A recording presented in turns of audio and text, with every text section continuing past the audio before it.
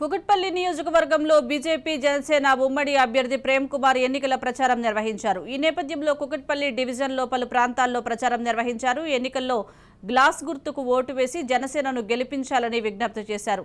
ప్రజలు మార్పు కోరుకుంటున్నారని, అభివృద్ధి జరగాలంటే ఖచ్చితంగా మార్పు రావాలన్నారు. డివిజన్లో వెంకటరమణ కాలనీలో మరి ర్యాలీ నిర్వహిస్తూ ఉన్నారు. వారు ఇప్పటికే 90% తిరగడం జరిగింది. ఈ తిరిగేటప్పుడు చాలా విషయాలు మరి మా దృష్టికి రావడం జరిగింది. ఆనాడు నువ్వు 2014 ఎన్నికల్లో వాగ్దానాలు చేసి భారతీయ జనతా పార్టీ టీడీపీ అభ్యర్థిగా గెలిచిన తర్వాత నువ్వు పార్టీ మారిన సంగతి స్థానిక ఎమ్మెల్యే గుర్తించాలి.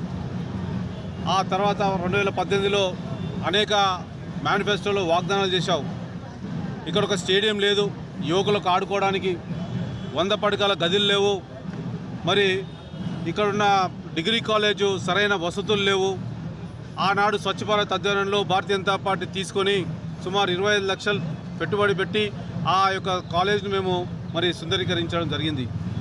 అదే సంవత్సరం అక్కడ ఉన్న మరి స్టూడెంట్స్ కానీ చాలా హ్యాపీగా ఫీల్ అయ్యారు. టాయిలెట్స్ లేకుండే, బెంచులు లేకుండే, కలర్స్ లేకుండే, మరి లైట్లు లేకుండే, డ్రింకింగ్ వాటర్ లేకుండే. అంటే మేము ఏర్పాటు చేసిన తర్వాత 1 ఇయర్కే రంగారెడ్డి జిల్లాలో నెంబర్ 1 కాలేజ్గా మరి డిగ్రీ కాలేజ్కు పేరు రావడం జరిగింది. 100 పడకల ఆసుపత్రి అన్నావు, ఆసుపత్రికి నువ్వు శంకుస్థాపన చేసినావు. ఎప్పుడు?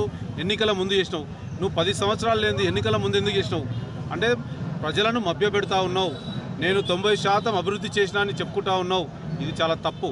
ప్రజలు గమనిస్తూ ఉన్నారు. నువ్వు చేసిన పనుల్లో ఎంత కమిషన్ తిన్నావో చెప్పు, హర్షిస్తారు. మరి ప్రేమ్ కుమార్ గారు ఒక సంఘ సేవకుడు, మంచి నాయకుడు.